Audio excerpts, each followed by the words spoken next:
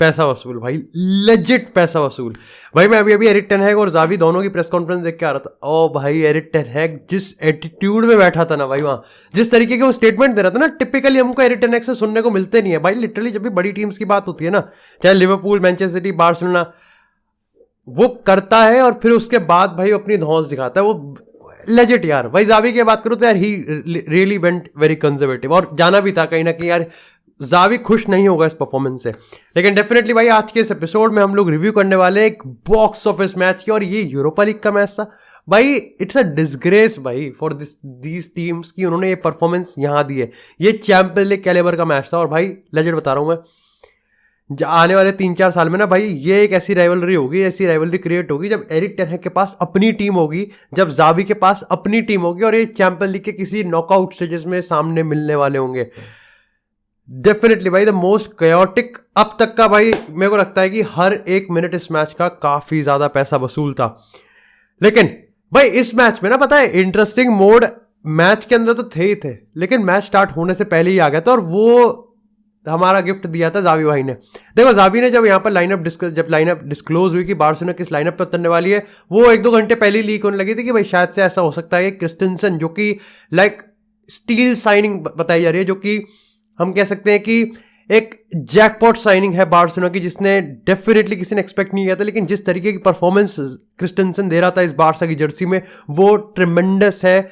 उसको यहां पर स्टार्टिंग 11 में जगह नहीं दी जाने वाली। ऐसे जब लीग स्टार्ट हुए और फाइनली यहां पर जब लाइनअप डिस्क्लोज हुई तो कंफर्म हो गया कि हाँ भाई यहां पर मार्कस अलोंसो को खिलाया गया।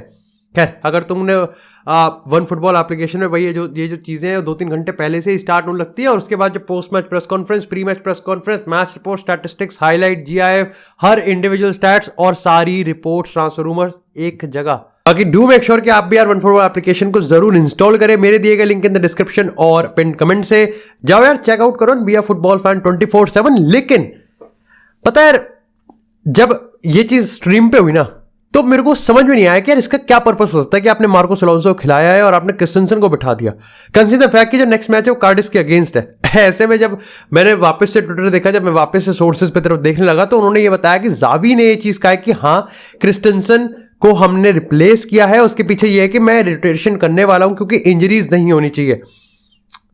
मतलब क्या ये मैं मान सकता हूं कि आप कार्डिफ के मैच को ज्यादा फोकस दे रहे हो, या फिर आप particularly in general La Liga को आप यहां पे ज्यादा फोकस दे रहे हो रादर देन यूरोपा लीग, या फिर कहीं ना कहीं आपने मैनचेस्टर यूनाइटेड को थोड़ा कम आंक लिया। लेकिन देखो यार ऐसा नहीं है कि मैं जावी पे फुल ऑन क्रिटिसिज्म नहीं करना चाह रहा, लेकिन इस मूव के पॉजिटिव के कंपैरिजन में नेगेटिव तो बहुत ज्यादा थे। दो चीजें हैं, देखो मार्कोस अलोंसो पर्टिकुलरली इतना कंसिस्टेंटली परफॉर्म नहीं किया है। हाँ आप कह सकते हो he is an experience player, yes he is an experience in Premier League, उसने मैनचेस्टर यूनाइटेड को खेलते हुए देखा है, but the Erik ten Hag की टीम डिफरेंट है। और दूसरी चीज पर्टिकुलरली आप पिछले 8 लीग गेम्स में 2 गोल कंसीड कर रहे हैं, आपने 60 मिनट में आपने 2 गोल ऑलरेडी कंसीड कर लिए, and you are doing the same thing. आप क्रिस्टेंसन को लिया है उस चोट पे बैंडेज लगाने के लिए, विच रिमाइंड्स कि आपको पता है कि आपकी जो बैकलाइन है उसको ऑल्टर करने की जरूरत थी ही नहीं एट द फर्स्ट प्लेस। अब आप में से काफी लोग कहेंगे यार बाल्डे और जॉर्डी एल्बा में भी एक काफी क्लोज डिसीजन था, लेकिन फिर भी उसने डिसीजन गलत लिया। यार यहां पर मेरे को लगता है कि यहां पर जावी के पास पूरा फ्रीडम था और जावी का पूरा राइट था, और उसने मेरे को लगता है कि यहां पर तो एटलीस्ट सही करा था। क्योंकि यस बाल्डे के पास कमिटमेंट है, कन्विक्शन है, वर्क रेट है और लेग्स है, स्प्रिंट है, लेकिन व्हाट ही डजंट हैव, उसके पास एक्सपीरियंस नहीं है जो कि इतने बड़े मैच में चाहिए होता है। उसके पास वो प्रेशर सोक करने का, एंड डेफिनेटली भाई उसके पास वो कटिंग एज भी नहीं है जो आपको बॉक्स में पासेस डालने होते हैं, जो आपको लिंक अप प्ले होता है और जो क्रॉसेस डालने की क्वालिटी होती है, वो जॉर्डी एल्बा के पास ज्यादा अच्छी थी। लेकिन क्रिस्टेंसन को हटा के आप मार्कोस अलोंसो लेके आ गए, वो मेरे को समझ में नहीं आया। अच्छा ये तो हुआ ही हुआ, आपने डिफेंस को ऑल्टर कर दिया जिसकी वजह से साफ दिख भी रहा था कि बार्सिलोना ने कंट्रोल खो दिया। शुरुआत के 10 मिनट में control it was all Manchester United, धीरे धीरे बार्सा आ रही थी, लेकिन बार्सा और मैनचेस्टर यूनाइटेड 50-50 या फिर इवन 51-49 मैनचेस्टर यूनाइटेड के केस में जाएगा एंड पोजीशन गेम। ये एक्सपेक्ट मैंने नहीं किया था, बल्कि किसी ने भी ज्यादा नहीं किया होगा, क्योंकि सबको पता था कि एडजस्टमेंट के मामले में टेन हैग कर लेगा, जावी नहीं कर पाएगा। बट जावी ने ये सोचा कि मैं अपनी डिफेंस को ऑल्टर करके, मतलब मैं अपनी बैकलाइन जो कि इतनी ज्यादा रॉक सॉलिड है, जिसने कंसीड नहीं किया है, मैं उसको ऑल्टर करके ये चीज अचीव कर लूंगा। That was I think a big risk, और उसने पे ऑफ नहीं करा। अच्छा एक जो मेरे को काफी इंटरेस्टिंग चीज लगी कि मैंने अपने प्रेडिक्शन में और मैं स्ट्रीम पे भी इस चीज को कह रहा था, मेरे को ऐसा लग रहा है कि यहां पर वेगोस, क्योंकि लीड्स यूनाइटेड में हमने देखा था कि वो नंबर 10 खेल सकता है और उसने खेला। इंटरेस्टिंग चीज लगी कि टेन हैग ने इसको पहले 5 मिनट में ही कर दिया।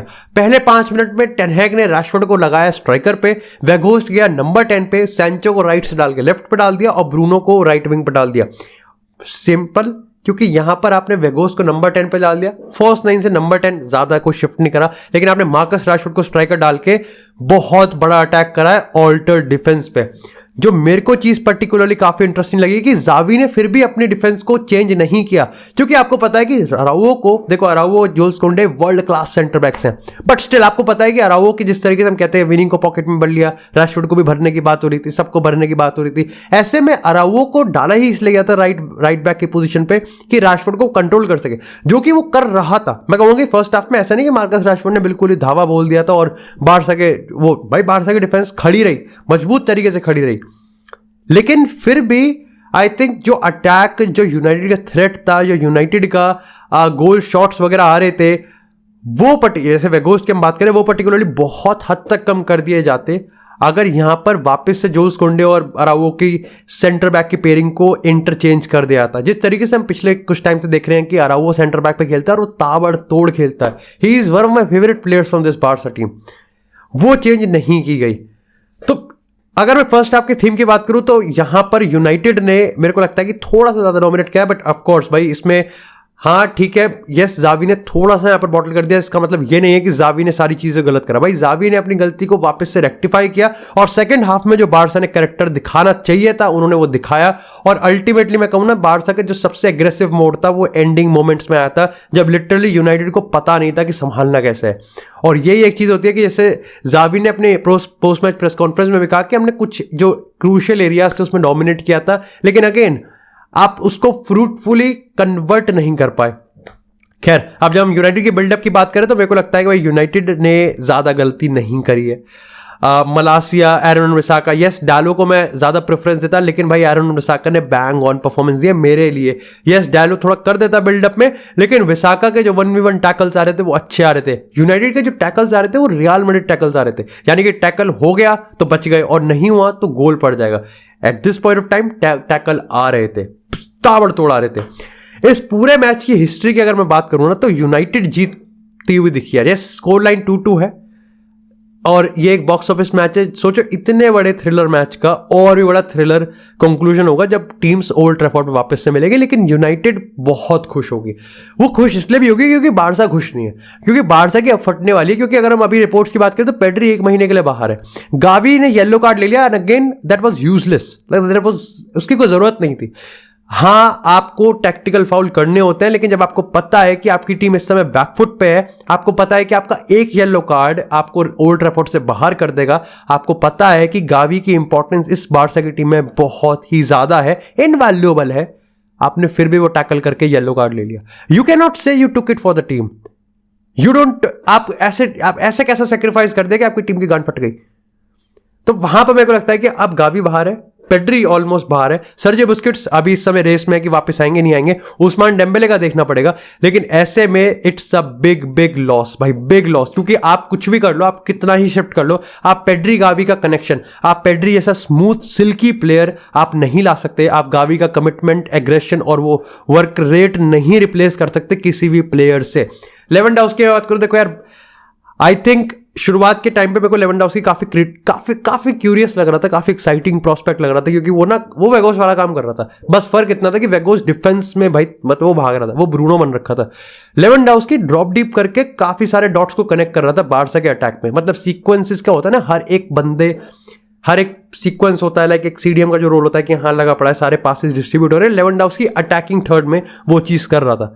बट चीजें वो फ्रूटफुल तब नहीं लगी जैसे एक्साइटमेंट का लेवल कम होता रहा, जब मेरे को लगा कि सिर्फ यही होने वाला है क्या, क्योंकि लेवेंडोव्स्की एक ऐसा प्लेयर है, यू नीड लेवेंडोव्स्की कि वो गोल पे गोल एटलीस्ट शूट्स ले, तोड़े, that was not there. Raphinha attack कर रहा था, रफीनिया का वो अगर गोल देखे, लेकिन उस गोल से पहले भी उस टाइप के 2-3 क्रॉस आए थे रफीनिया के, एब्सोल्युटली भाई रफीनिया है, दिख रहा है कि वहां पर एक स्पेशल प्लेयर है और जावी इस तरीके से यूज करता रहा तो मजा आएगा रफीनिया को देखने में। क्या रफीनिया के सब्स्टिट्यूशन में जावी ने अपने प्रेस कॉन्फ्रेंस में ये भी चीज कही कि हाँ ठीक है वो मोहम्मद की गाली दे सकता है, पर्टिकुलरली यस मैं तो यहां भी कहूंगा रफीनिया को निकालना भी बेकार था क्योंकि रफीनिया का इंपैक्ट आ रहा था।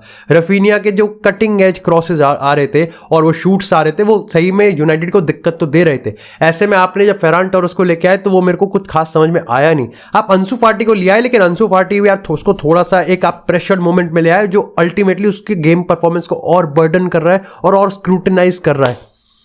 लेवेंडाउस्की अपने शूटिंग बूट्स पे होता है, लेवेंडाउस्की को पर्टिकुलरली और लीथल लगाया जाता तो मेरे को लगता है कि यस यूनाइटेड और दिक्कत में आ सकती थी, लेकिन नॉनदलेस से यूनाइटेड की डिफेंस ने आज बहुत तगड़ा काम किया। भाई मेरे लिए मैन ऑफ द मैच की शाउट्स में 2 प्लेयर सबसे ज्यादा ऊपर होंगे, वो होंगे कासिमिरो और डेविड देया। भाई डेविड देया कि आप टेक्निकल क्वालिटी पे कितना ही क्वेश्चन कर सकते हो लेकिन जहां आप नहीं कर सकते वो है उसका खुद का गेम। भाई वो सेविंग के मामले में उसके रिफ्लेक्सेस देखो, वो जो स्क्रीमर मारने वाला था रफीनिया, यस उसने जो रफीनिया वाला गोल कंसीड किया उसमें उसकी गलती नहीं क्योंकि वो तो वरान को नटमैग हो गया, लेवेंडोव्स्की नटमैग हो गया, सब नटमैग हो गए तो वो जो साइड थी वो ब्लॉक हो गई।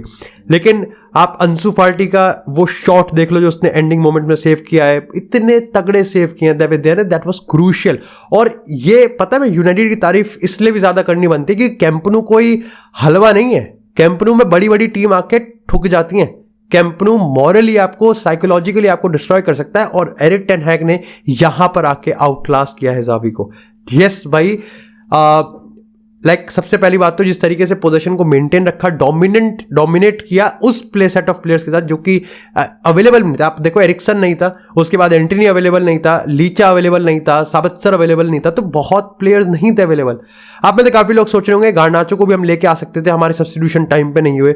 आई थिंक मेरे को लगता है गार्नाचो आया स्ट्रेट फॉरवर्ड है यस, लेकिन कहीं ना कहीं गार्नाचो को लेके जो रोटेशन स्ट्रैटेजी अपना रहा है टेन हैग वो मेरे को काफी सही लग रही है। अगर पर्टिकुलरली मैं बारसा की साइड की बात करूं तो यार देखो यस आप लेके आए लेकिन मेरे को लगता है कि सब्स्टिट्यूशन में फिर आपने गलती कर दी। आप थोड़ा सा टाइम हो गया लेकिन जो हाई डिफेंसिव लाइन को एक्सप्लॉइट करा यूनाइटेड ने, आपको उसको रेक्टिफाई करना था। और जैसे क्रिस्टेंसन आया वी न्यू इट, टीम बैठ गई, टीम सही हो गई, टीम स्ट्रांग हो गई, सॉलिड हो गई।